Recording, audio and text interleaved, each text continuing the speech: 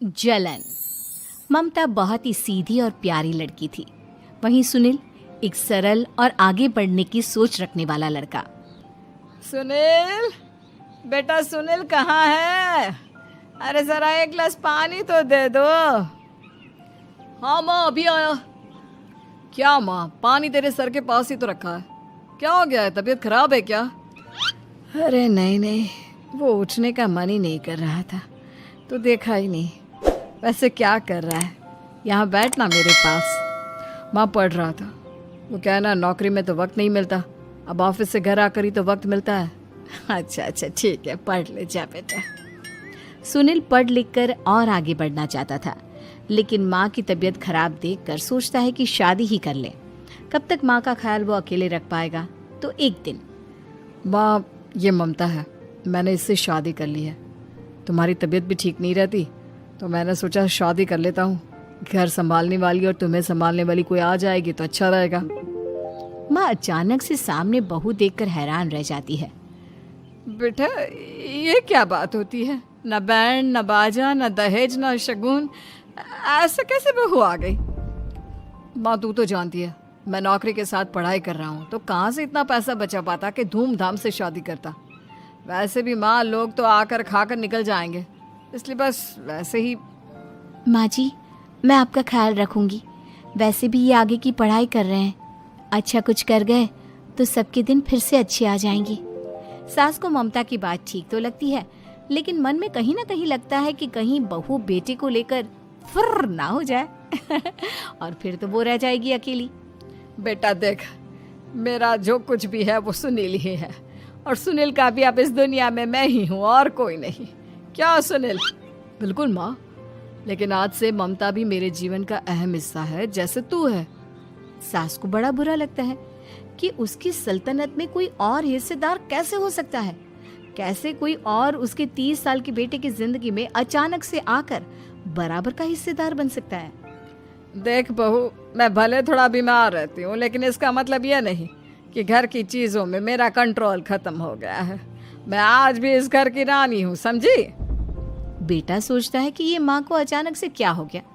कल तक जो माँ कहती थी कि जिंदगी का कोई भरोसा नहीं, वो अचानक से जंग के मैदान की झांसी की रानी कैसे बन गई? माँ क्या हो गया है? सब ठीक है ना? अचानक कैसी बात कर रही हो? ममता का आज पहला दिन है, स्वागत करो उसका। आसपास की आंटियों को बुलाओ, नई दुल्हन की मुंह दिखाए करवाओ। खैर, सास होने का फर्ज निभाती है और बाद में एक सहेली के साथ बाहर निकल जाती है। क्यों नहीं बताया नहीं कि बेटे का ब्याह कर रही हो? वैसे तो सारा दिन हम ही में घुसी रहती हो। अरे मुझे भी तो अभी पता चला, यूं अचानक सर पर लेकर आ गया। कहता है बहू है माँ तुम्हारी। अब इसको भी इतना ही मैं प्यार करता हूँ जितना तुझे करता हूँ। लो जी, ये क्या बात हो गई? क्यों इतना प्यार करता है? अरे माँ का प्यार तो ज्यादा होता है। अब उसको तो कोई दूसरा पति मिल सकता है, लेकिन तुम ही बताओ, क्या माँ की ममता किसी और की हो सकती है? ना जी ना, बेटे को समझाओ ये बात। अरे क्या समझाऊं, मुझे तो खुद ही समझ में नहीं आ रहा कि क्या हो रहा है। जो बेटा कल तक माँ माँ करता था, अचानक से बीवी बीवी का राग आलाप रहा है। देखा, उसकी बीवी ना सुंदर और जवान है। सुंदरता के आगे तो एक से एक नहीं टिके, तो तेरा बेटा किस खेत की मूली है? सास को भी समझ में आ जाता है कि बहू की सुंदरता के आगे माँ का प्यार किसी काम का नहीं। उधर बीवी, ए जी, अम्मा जी सहेलियों को छोड़ने गई थी, अभी तक आई नहीं, हम देख आए क्या? अरे रहने दो ना, आ जाएंगी। कहाँ जाएगी, उनकी आदत है, एक बार जाती है तो पूरी पंचायत खत्म करके ही आती है। अच्छा ही है, खाना वाना खा कर गई होगी। छोड़ो ना, घूमेगी तो खाना पचेगा, नहीं तो ऐसे ही खाट पकड़ लेगी। बहू भी शांत हो जाती है। उधर सास सोचती है कि आज थोड़ा देर से ही घर जाती हूँ, जब बेटा परेशान होकर ढूंढेगा तब मजा आएगा। बीवी को खुद ही पता चल जाएगा कि माँ के आगे उसकी दाल नहीं गलेगी। लेकिन वहीं दूसरी ओर घर पर, ए जी, माँ जी अभी भी नहीं आई, हमको तो घबराहट हो रही है कि क्या करें, जाकर पता करें किसी के घर। अच्छा, कहाँ जाओगी ये भी बता दो। पहला दिन है तुम्हारा इस घर में और एक ही दिन में मोहल्ला छानोगी क्या? हाँ, तो आप भी तो नहीं जा रहे हैं ना, हमको फिक्र हो रही है। अरे यार, ये रोज का है अम्मा का, खाओ और सो जाओ। बस फिर क्या था। बेटा बहू खाना खाते हैं और कमरे में सोने चले जाते हैं। उधर जब सास को कोई देखने नहीं आता तो वो हार कर घर आ जाती है, जहाँ वो देखती है कि सारे घर की लाइट्स बंद है। सास को गुस्सा आता है। बहू, ममता बहू कहाँ हो? लेकिन सारे दिन की थकी बहू को ऐसी नींद आती है जैसे किसी ने भांग की गोली खिला दी हो। वो तो नहीं उठती। उठकर आ जाता है बेटा। क्या बात है अम्मा, काहे चिल्ला रही हो? अरे सो जाओ ना, सुबह की थकी है बहू, वो सो रही है। जोर से बोलोगी तो नींद खुल जाएगी उसकी। माँ को गुस्सा आ जाता है। फिलहाल तो सो जाती है, लेकिन मन ही मन ढेर सारा जहर बहू के लिए भरा होता है। सुबह बहू चाय बना रही होती है कि सास धीरे से गैस तेज कर देती है, जिससे चाय का बर्तन जल जाता है। और जैसे ही बहू चाय का बर्तन उठाती है उसका हाथ जल जाता है। मेरा हाथ जल गया। वो जोर जोर से चिल्लाकर इधर उधर भागती है कि सास थोड़ी देर में उसके हाथ में पानी डाल देती है। हाय रे बहू, क्या कर रही हो? पहली बार रसोई छुई हो क्या? सासू माँ गलती से गैस तेज रह गई थी और बर्तन जल गया, जिससे मेरा हाथ जल गया। हाय रे, कितना गंदा दाग। छी छी छी छी, मुझे तो उल्टी आ रही है तेरा गला हुआ मांस देखकर। तू ना मुझे अभी साथ से खाना मत लगाना। बहू भी खुद का हाथ देखती है तो उसे भी रोना आ जाता है। कुछ दिनों के बाद सास की सहेली आती है। बहू चाय बनाकर लाती है। उसके जाने के बाद सहेली कहती है, बहू की सुंदरता ऐसी है कि कोई भी दीवाना हो जाए। वैसे तेरे बेटे का क्या हाल है? अरे वैसा ही है, बहू के पीछे लट्टू। क्या करूं, कुछ समझ में नहीं आ रहा। मैंने तो बहू के चेहरे पर दिवाली के पटाखे की चक्री फेंक दी, उसका पूरा चेहरा जल गया। अब देखो ना रही सुंदरता, और ना ही अब मेरा बेटा उसे पूछता है। अरे अब तो वो उसे छोड़कर दूसरी भी देखने को बोल गया है मुझे। बहू सारी बात सुन रही होती है। आंटी एक बात बताइए, क्या भरोसा है कि दूसरी सही आए और आपके अनुसार रहे? देखिए आंटी, मेरी सासू माँ को गलत बात सिखाने की जरूरत नहीं है। हमारा परिवार साथ में खुशी से रह रहा है। देख बहू, मेरी सहेली की बेइज्जती ना कर, वही अच्छा रहेगा तेरे लिए, समझी? बहू नहीं मानती है। वो बार बार उनकी सहेली को घर से निकल जाने को कहती है। तभी सास की सहेली पास के चूल्हे से लकड़ी लाकर बहू के चेहरे पर लगा देती है। बहू जोर जोर से रोने लगती है। अरे ये क्या कर दिया? मैंने कहाँ किया, ये तो तूने किया। तू ही नहीं चाहती थी कि बहू बेटे के साथ रहे, भला मैं क्यों करूंगी? मैं तो चली, निपटो अब। बहू रो रही होती है, दर्द से चिल्ला रही होती है, लेकिन सास उसे डॉक्टर के पास नहीं ले जाती। तभी पति आता है। क्या हो गया ममता? ये दाग कैसे लगा? तुम कैसे जली? ममता कुछ नहीं कहती, बस दर्द से करा रही होती है। पति माँ की तरफ देखता है। हो ना हो माँ, ये पक्का आपका काम है। आप ही ममता से जला करती थी ना। देखना माँ, अब पुलिस आएगी, केस बनेगा, लेकिन पहले मैं ममता को अस्पताल लेकर जा रहा हूँ। सभी अस्पताल जाते हैं, जहाँ डॉक्टर ममता की सास से कहते हैं, आपने तो नहीं जलाया ना बहू को? अब ममता की सास के तो पसीने छूट रहे होते हैं। वो घबरा कर कहती है, ना ना डॉक्टर साहब, कैसी बात करते हैं? हम क्या जलाएंगे अपनी बहू को? डॉक्टर ममता के पति से पूछते हैं। देखिए, क्योंकि ये ससुराल में जली है तो मामला पुलिस का बनता है, तो आप पहले पुलिस को बुलाइए, तभी इलाज पूरा होगा। सास डर जाती है कि अब तो बच्ची जिंदगी जेल में ही रहना होगा। रहने दीजिए ना, पुलिस को क्यों बुलाना? सारी हंसी खत्म हो जाएगी जब पुलिस के डंडे पड़ेंगे। बहू को जलाना भले ही बहुत आसान हो, लेकिन उसके बाद सारी जिंदगी जेल की हवा खाना। सास डर जाती है। पुलिस आती है। पास लेटी दर्द से करा रही ममता स्टेटमेंट देती है। तो क्या हुआ था? कैसे जली आप? ममता पास खड़ी सास को देखती है। बेटी बताओ, कैसे जल गई तुम? ओए, काका का किरण वाली शाहरुख, चुप, बिल्कुल चुप। सास चुप। सभी इंतजार करते हैं कि ममता क्या बोलेगी। जी मैं खाना बना रही थी, लकड़ी उड़कर मेरे ऊपर गिर गई और मैं जल गई। सास बहू की बात सुनकर रोने लगती है। देखा माँ, कितनी समझदार है ममता। ये चाहती तो, हाँ बेटा, ये चाहती तो मैं आज जेल में होती। मुझे माफ कर दे, मैं आगे से अभी कभी ऐसा नहीं करूंगी। बहू के साथ मिलकर रहूंगी। मेहनत से ज्यादा दिया। पैदा हुआ एक बड़े घर में, मुंह में चांदी की चम्मच लेकर, और शादी भी की एक उससे भी बड़े घर में, सोने की चम्मच मुंह में लेकर। उसे मेहनत करने का शौक नहीं था।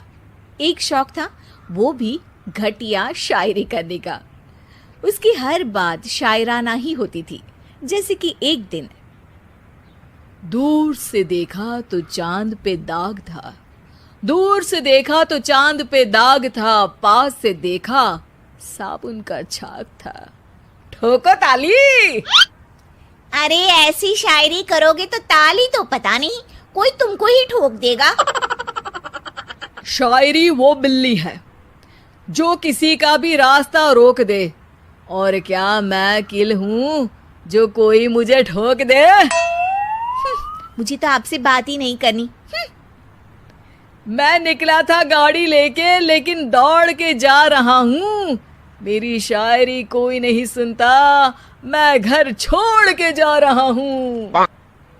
धीरे बोलिए जी, मम्मी पापा को पता चल जाएगा तो तुमको सच में तुम्हारे मायके भेज देंगे। सस्ते साबुन से मेरी कॉलर चमकी नहीं, सच में चला जाऊंगा, मेरी बात कोई धमकी नहीं। अगर शायरी ही सुनानी है तो सुनाओ, लेकिन कोई काम धंधा भी तो करो। मेरे पिताजी के पास बहुत पैसा है, तो घर जमाई बन के खा रहे हो, और कल जा रहे हो ना अपने मायके, तो आज ही चले जाओ मेरी बला से। हमें तो अपनों ने लूटा, गैरों में कहाँ दम था हमें। अरे चुप हो जाओ, तुमको मिर्जा गालिब की कसम। अरे जाना है तो जाओ, लेकिन पहले मेरे मम्मी पापा से मिलकर जाओ, वरना वो क्या सोचेंगे। लेकिन विकी अकेले ही अपनी कार लेकर अपने मायके यानी कि अपने खुद के घर पहुंच जाता है। अरे बेटा, तू अचानक, बहू कैसी है? अरे माँ, बहू तो बिल्कुल बदल गई है, मुर्गी हाथ से निकल गई है। अरे क्या हुआ बेटा? उसकी आती नहीं है, मेरी जाती नहीं है। मैं करता हूँ शायरी, उसे भाती नहीं है। मेरे पास उसका फोन आया था बेटा, सही कह रही है वो। तुमको काम करना चाहिए, तभी तो इज्जत मिलेगी। घर जमाई बनके सास ससुर के पैसों पर कब तक ऐश उड़ाते रहोगे? मेरी जिंदगी में हर तरफ से उंगली हो रही है, फोन पर मेरी चुगली हो रही है। अरे चुगली नहीं कर रही थी बहू, वो तेरा भला चाहती है बेटा। सूखे हुए कपड़े को भी गीला कह रहे हैं लोग, चुगली करने को मेरा भला कह रहे हैं लोग। ठोको ताली। ये सुन के माँ अपने हाथ से अपना सर पीट लेती है। अरे माँ, ताली की जगह माथा क्यों ठोक रही हो? बेटा तू ना आराम कर, तेरे पिताजी भी आने वाले हैं, खाना लगा देती हूँ। विकी अपने घर भी दिन भर टीवी देखता है, तरह तरह का खाना खाता है, दोपहर तक सोता है, चाय पीता है, वीडियो गेम खेलता है, बस काम करने नहीं जाता। घर में नौकर चाकर है तो बिस्तर से हिलने तक की जरूरत नहीं पड़ती। कई बार तो विकी अपने नौकरों को बिठाकर शायरी सुनाता रहता। कब जाओगे बेटा? अरे कैसी बात कर रहे हैं डैडी, क्या आप मेरे फादर नहीं? आप मुझे भगाना चाहते हैं क्या? ये मेरा घर नहीं। अरे नहीं बेटा, तुम्हारा ही घर है। हम तो चाहते थे कि तुम यहीं रहो और मेरा काम आगे बढ़ाओ, लेकिन तुम ही चले गए घर जमाई बनने।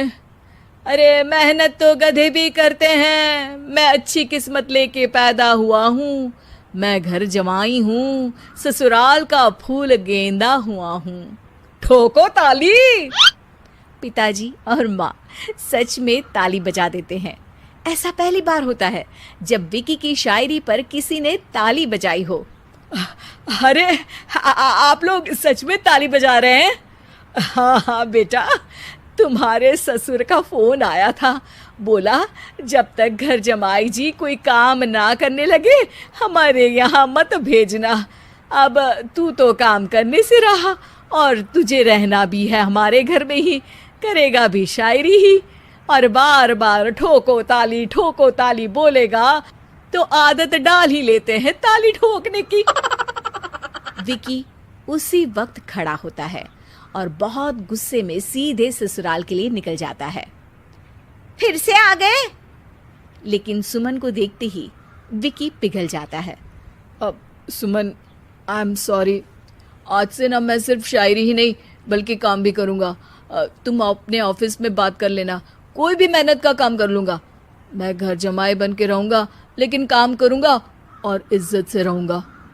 मतलब सिर्फ तुम नहीं आए हो, तुम्हारे साथ तुम्हें अकल भी आ गई है। मैं अपने कारखाने का मैनेजर बनाता हूँ तुमको, कल से मेरे साथ चलना वहाँ। थैंक यू ससुर जी। थैंक यू से काम नहीं चलेगा, एक शायरी सुनानी पड़ेगी। है जरूर। ससुर के पास पैसा होते भी मेहनत जिसको भाई है वही सच्चा दामाद है, वही अच्छा घर जमाई है। ठोको ताली। सब विकी की शायरी पर ताली ठोक देते हैं। शिक्षा, जब किस्मत आपको बहुत सारा दे दे तो उसकी कद्र करनी चाहिए और मेहनत करना